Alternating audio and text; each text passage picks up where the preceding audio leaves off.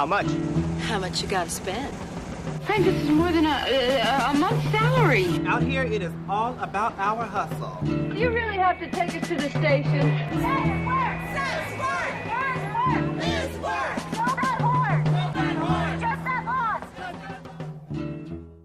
Welcome back to The Oldest Profession, the show about the irreverent history of audacious whores. This is a special episode. Happy holidays. I know a lot of us are traveling home, visiting with family, snuggling in for the cold winter months in some parts of the world, and we decided to compile a special episode about the audacious whores from all over the country and their sometimes hilarious, often inspiring and incredibly diverse experience in coming out and what it means to live as an audacious and mouthy whore in real life. The first person I told about wanting to be a sex worker was my late Aunt Renee. And even back then, she was so proud of me.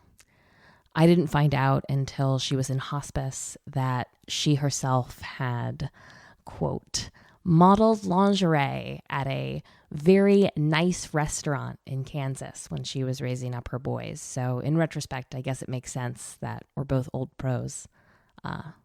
This kind of thing runs in the family, or at least it does in mine. I told my best friend when I was working, I used to text her before and after every appointment to make sure that I was safe. She told me that she would call the police if I was a minute late. She never did that. I didn't really come out until after I'd been doing stand-up comedy for 3 years. When I was initially doing it in high school, I thought that this was the kind of secret that I would have to keep forever.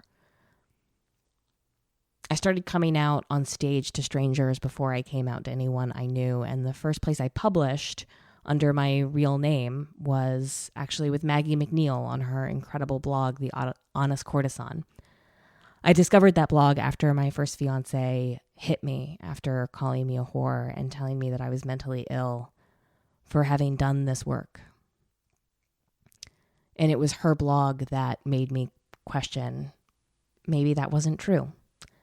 I hadn't really experienced shame until he put it in my body, but when it hit me really, really hard, and I fell down this rabbit hole of men's rights activists and Reddit threads and all sorts of pseudoscience and pop psychology telling me that anyone that has ever sold sex for money is crazy or unlovable or a sociopath or broken.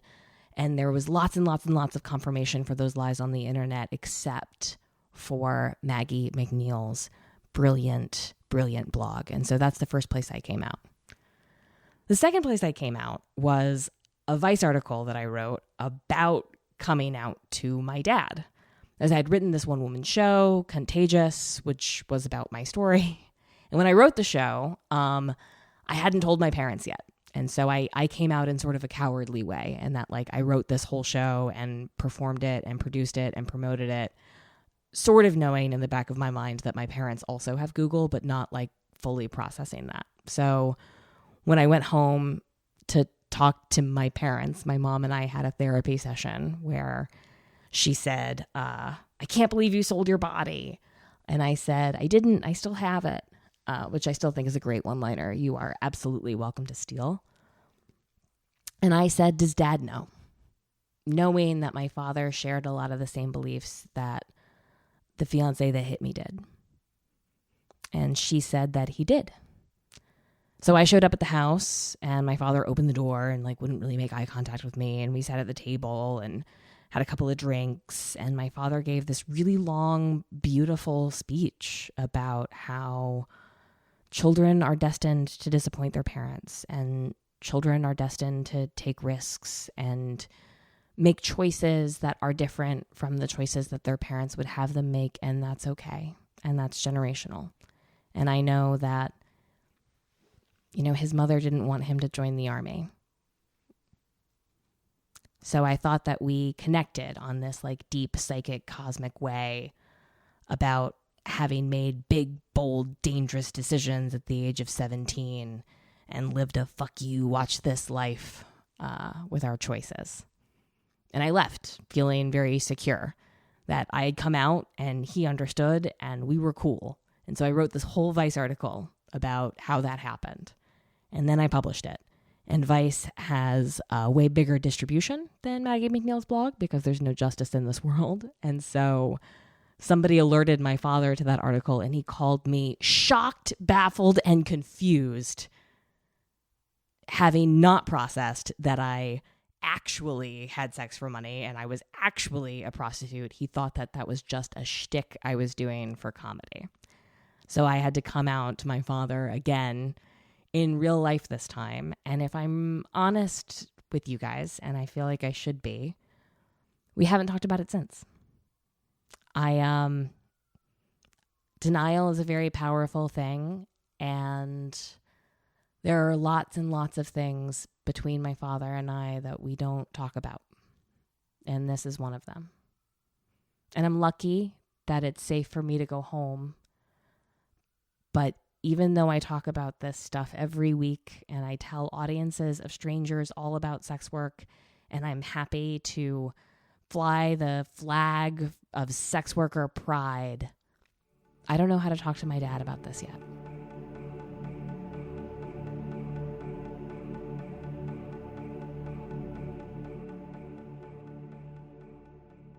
This first story comes from someone that I've been a huge internet fan of, the smart and hilarious Allie Oops, who you should follow at Cum Manifesto, C-U-M, recounts an experience I think we've all had about what it means to come out over and over again, and that initial feeling of loneliness and loss, followed by an experience of community and support. I'll let her tell you in her own words. Hey, what's up? I'm Allie Oops. I am a sex worker, and that work for me mostly looks like being a producer and performer in pornography and an escort. I love my job. Most days, what I like least about my job is how the rest of the world treats me. And I think that has a lot to do with being an incredibly visible and out sex worker. When asked about a coming out story, my first instinct is, wow, coming out was so long ago.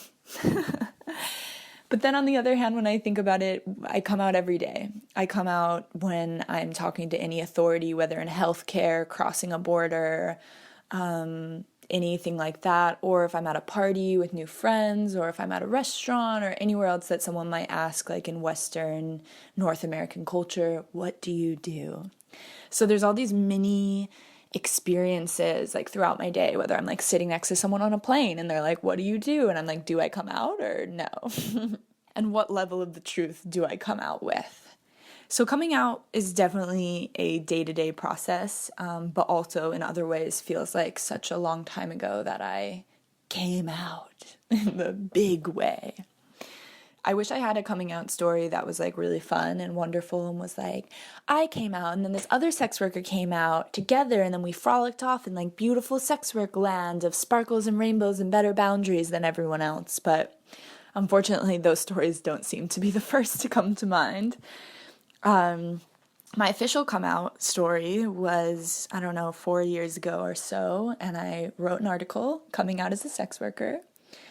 I didn't have any community at that time, and I had no idea what was going to come next, which was because I was incredibly ignorant and didn't have anyone making me really think critically about what was going on. And also beyond that, I think that I just didn't actually understand how much the world hates sex workers. And yeah, so I wrote this article.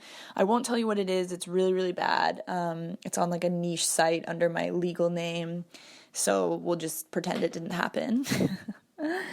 But yeah, I came out, 4 years ago. I wrote an article online about being a sex worker when I was really, really naive and young and didn't know what would come next. But I was working full-time at a LGBT nonprofit, doing suicide prevention and crisis intervention for queer and trans youth all over the country being the United States of America. And yeah, I walked into work the next day. The article had been online for maybe 3 or 4 hours on this like niche site no one's ever heard of, like someone's blog. And my boss pulled me into her office and shaking her head. And I was like, how bad is it? And she's like, really bad. And I was like, I'm going to get fired bad? And she was like, I don't know. And by the end of that week, I had gotten fired for being a sex worker from a queer nonprofit. I was shocked then. Now it seems like the most obvious thing that would happen next. But at the time, I genuinely thought that the queer and trans nonprofit would see, being that, anyone who knows anything about sex work knows that queer and trans people make up a heavy part of the population, especially young people. So I was very confused why I wasn't looked at as an asset to the team, as, a sex worker working with other sex workers. But what the reality was in the nonprofit world is I was looked at as a burden to donors and people funding the nonprofit, because sex work is still seen as this deviant thing, like being gay in 1972. Like, you are a danger to yourself and others, especially the kids, the youth. I'm corrupting them. So yeah, it was interesting. They offered me, it was a weird firing. They said, we offer you to be the face of our brand and our company, but you can never write about sex work again and you have to quit. Or you're fired. And I chose the route of being fired and said I will never stop talking about sex work and my experience as a sex worker, and walked out and never looked back. And the funny thing is at the time, my primary source of income was this nonprofit. I worked maybe 50, 60 hours a week in heavily intensive work. And yeah, sex work was just my supplemental income, doing like masturbation videos, escorting sometimes, and like selling nudes online. So after I got fired, I actually got thrown into full-time sex work. That was the transition for me of becoming a full-time primary source of income, being sex work. The irony, isn't it, when they try to save us? They just push us deeper and deeper into the darkness. But honestly, I'm really happy about a lot of things. Like, I think coming out in that particular point of my life was reckless, irresponsible, not well thought out at all. I lost almost all my friends. My relationship with my family has changed forever. And the way I move about the world is substantially different than anyone else that I know of who's not an out sex worker. And that was really hard and lonely journey for me, losing everyone. And I was so young that I didn't have the resources or the knowledge or the skills yet to talk about what I was going through, which was incredibly isolating. I didn't know what horophobia was. And I also didn't know what my own horophobia was at that time. So it took me years to really gain those resources and those skills and what I had learned. And yeah, now being out, so then it was really traumatic and like horrible. And I had to like move out of my apartment in New York and my life changed forever. But now I'm surrounded by the coolest sex workers in the entire world. Being an out sex worker means that sex workers flock to me, and that's so amazing. I feel so lucky for the community that I've been able to build in the process. And one of the best parts about being out as a sex worker is being able to filter people really fast. People treat me differently immediately upon telling them I do sex work, or they don't. And so I feel like I have the best like radar on people, where I'm like, waste of time, you're fine, you suck, you're canceled, bye. So, and even now, like, I think horophobia is so inherited and so taught that I'm on this like, or like learned behavior. So I believe genuinely that anyone can unlearn it. And so I'm on this like new wave of like trying to come out to people and then use that opportunity of their horophobia that kind of inevitably happens. Like if you're at a party and you're like, I'm in porn, and then all of a sudden someone's pulling out their phone and is like, what's your name? I'm looking up your porn right now in front of you. And you're like, okay, this is like wildly inappropriate, but let's talk about why. Let's talk about how to treat sex workers better. And part of that has come through being grounded and being out and having these conversations so many times. And also, as an incredibly out sex worker, I still choose to not come out at many different opportunities. Like, yeah, if I'm sitting next to someone on a plane, I might not come out. When I'm crossing the border, I sure as hell do not come out. Up until facial recognition software happens, and I don't really know what will happen then with movements, crossing borders, etc. So I don't know, coming out. Ah, man, what a big topic. This next story is from a friend of mine that I've known and loved for a long time, who tells the story of an experience I think a lot of us have had about coming out to a partner and the fallout from that. I had broken up with a boyfriend, and about a year later, we met to catch up. That coffee meeting, I told him that I had started stripping several months before, had been doing well with it, and was going to New York for the last 3 months of the year to work long weekends. At the time, he was fine with it, but as we fell back into a relationship which turned into long distance while I was in the city, he revealed his real feelings. He would call me right before a shift to rig me into an argument, forcing me to go into the shift in a bad mental headspace, which would affect my performance. I once opened up about how I planned to quit when I met my savings goal, which could be a couple years. He became very angry and went on about how he couldn't believe I could give lap dances and dance on stage for other men's pleasure. How do you think that makes me feel, knowing some other guy is getting a fucking hard-on from my girlfriend, he would say, as well as, well, I guess I just value you more than you value yourself. I did want to make the relationship work, but knew at that point it was over. I also knew that out of the two of us, he was not the one who valued me the most. This story isn't anything special or dramatic. I met a girl for a Tinder date and took her to a chic hotel bar that also served food. We hit it off right away. I had been on a high from escorting. I had been doing very well the past few months financially, and decided to tell her the truth when the conversation circled around to our jobs. I couched it in terms like dating, saying the majority of the date was dinner with a gentleman, which is true, and how happy I was to have found a career like this. She smiled and said, "Sorry for all these questions. I'm just super curious because I've never met anyone in this field." She wasn't rude or judgmental. I paid the bill, and she asked if she could take me to a different place for ice cream. There was a minute before we parted ways at the end where we were both hesitating if we should go back to her apartment. We hugged goodbye, and I never saw her again. I learned from that instance that what works for me is not dropping the bomb on a first date. People may be all for sex workers in a general sense, but when faced with one in the flesh, especially in a very personal setting, it really makes them think. It's still not thought of as just another job.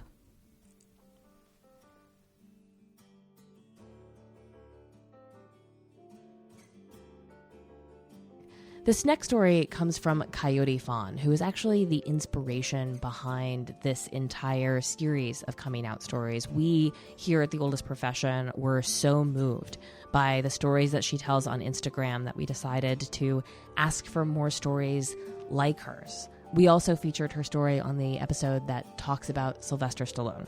In the incredibly disruptive fallout after the overreaction to SESTA-FOSTA litigation, Coyote Fawn is one of many victims where her social media and the brand that she has worked hard to build was erased overnight. Please follow her at Coyote Fawn, where you can see beautifully shot portraits of BDSM scenes. This is Coyote's story, performed by classically trained actor Alice Corvo. I came out as a sex worker, and my mother is furious. She thinks this is not who I am as a human being, that I'm having complications with my medication. My high school ex-boyfriend told me I'm losing my mind. But I am here to clarify something. I've done sex work for years and years. Sex workers hide their work, hide pieces of themselves, not because they are ashamed of what they do, but because they are afraid that the people they love will shame them. But hiding only makes others hide. I am breaking my silence so that other women may find the strength to break theirs. Maya Angelou was a sex worker. Malcolm X was a sex worker. Anais Nin, Margaret Cho, Al Pacino, Brad Pitt, Russell Brand, Lady Gaga, Matt LeBlanc, Sylvester Stallone, all sex workers. Whorephobia erodes the support system of sex workers. It keeps us in the shadows, it forces us into living secretive lives, and stops us from connecting authentically with others. I will not be complicit in a system that isolates other women. Sending love to all the closeted sex workers who follow me. plenty of you have already reached out, and reminding you that you are not alone.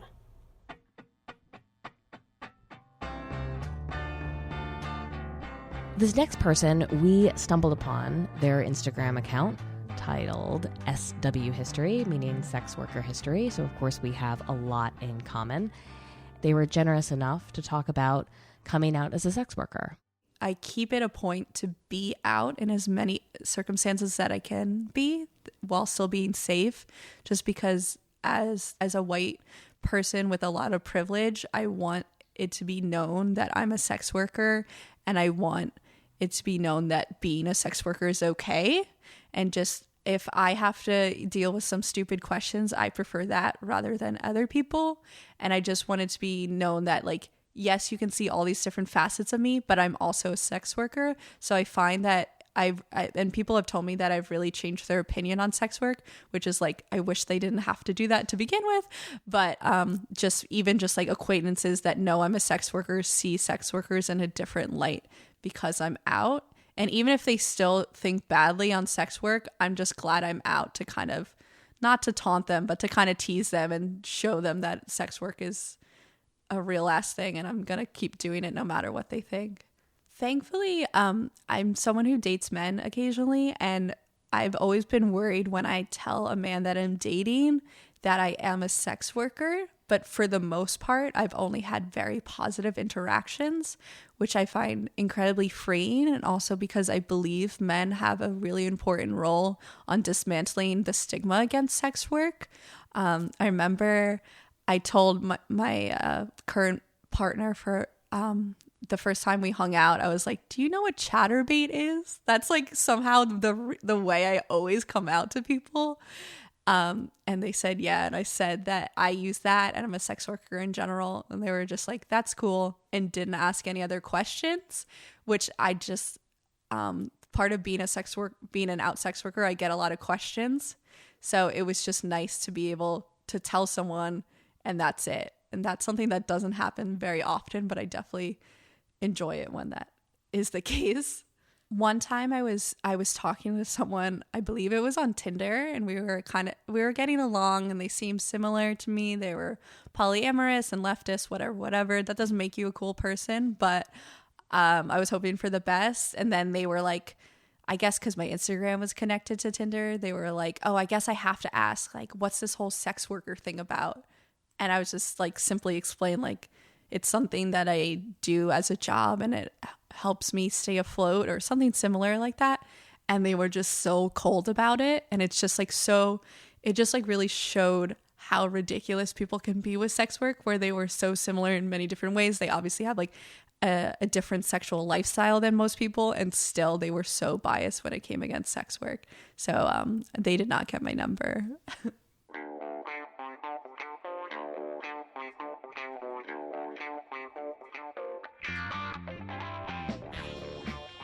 I met this next guy in person when I was working on the Suraj Patel campaign, and he was incredible working on the letter writing campaign.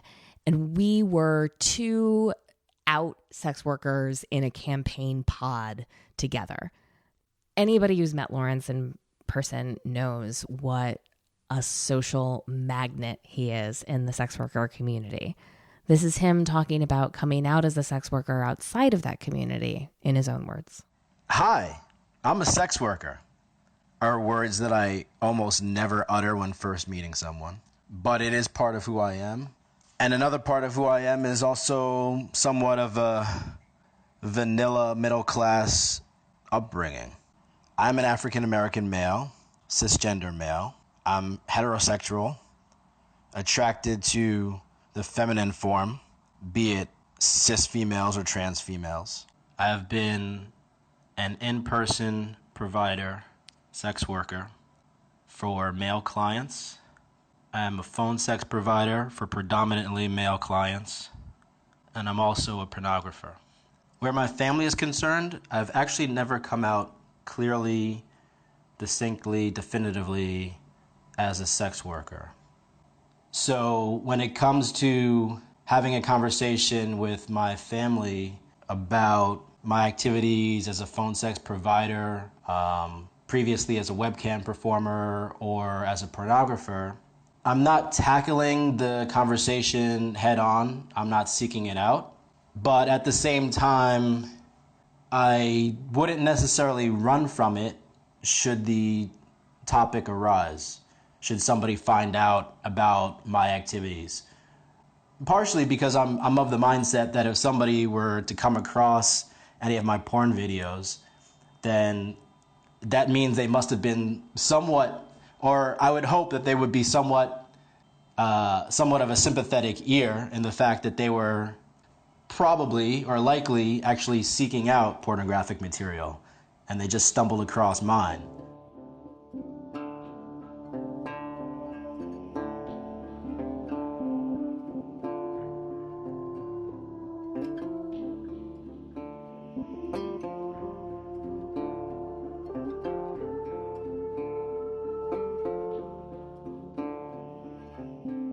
This last story is one of my favorites. Comes from a fan of the show. I'm so glad that she submitted. Thank you, Panting Girl. You can listen to her podcast on Podbean. It's called Panty Sellers. This happened just this last Thanksgiving. I was sitting across from my sister-in-law, and we were talking about her college-age children who were finishing up school and entering the workforce, and we were discussing what they were going to do with their lives and how do you decide what you're going to do for the rest of your life. And she said to me, throughout my entire life, I've never found something that I was truly passionate about.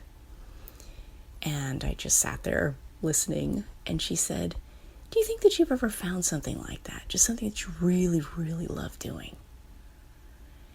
And I was stunned because I had told my brother what I did a long time ago, and I just assumed that he told her, and apparently he hadn't.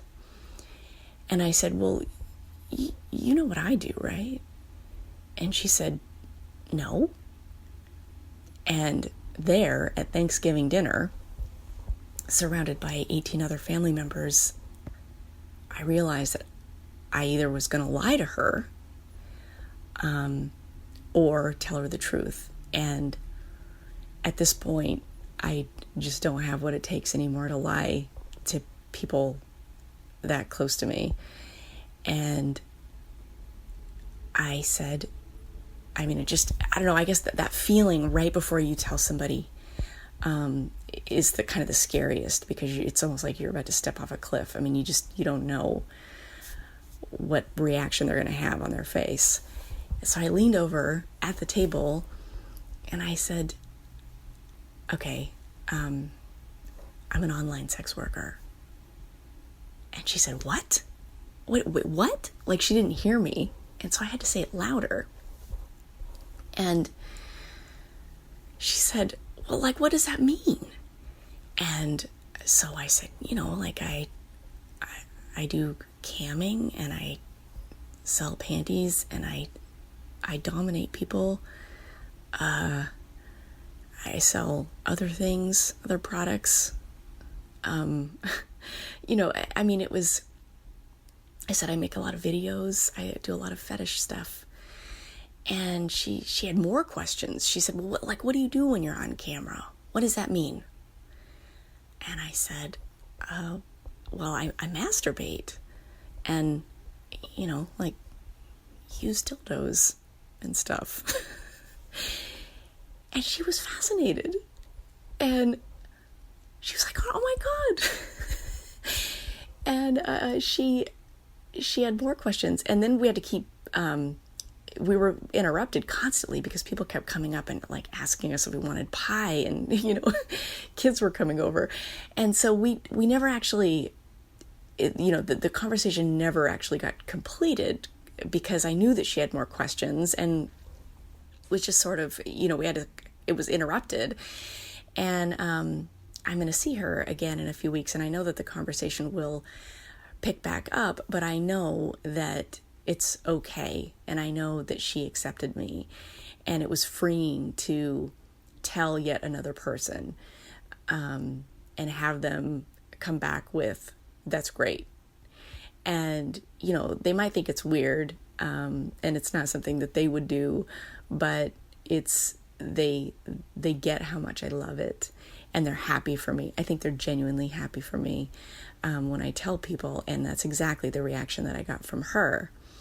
And I know that I will eventually tell somebody where it's not going to be okay, and there will be consequences, and I will probably lose a friend.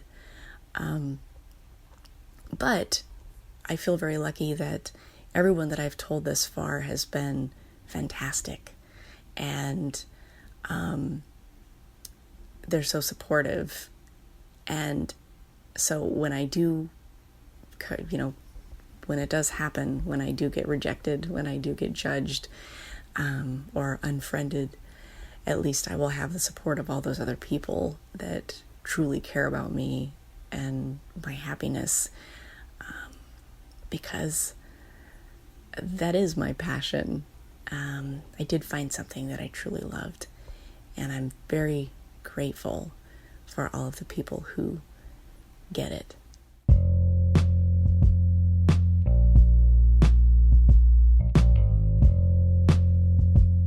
Charlotte, Lawrence, Allie Oops, Ray, and Panting Girl, thank you so much for telling us your stories. And thank you to Alice Corvo for performing Coyote Fawn's wonderfully written words. And a special thank you to our incredible producer, Justine, who tirelessly edited and compiled everyone's wonderful stories. And thank you to our listeners. Thank you so much for your retweets, telling your friends, rating and reviewing us on iTunes, and of course, to our special patron donors. And just know, whether you're closeted or you're out, the holidays are hard, and you're not alone.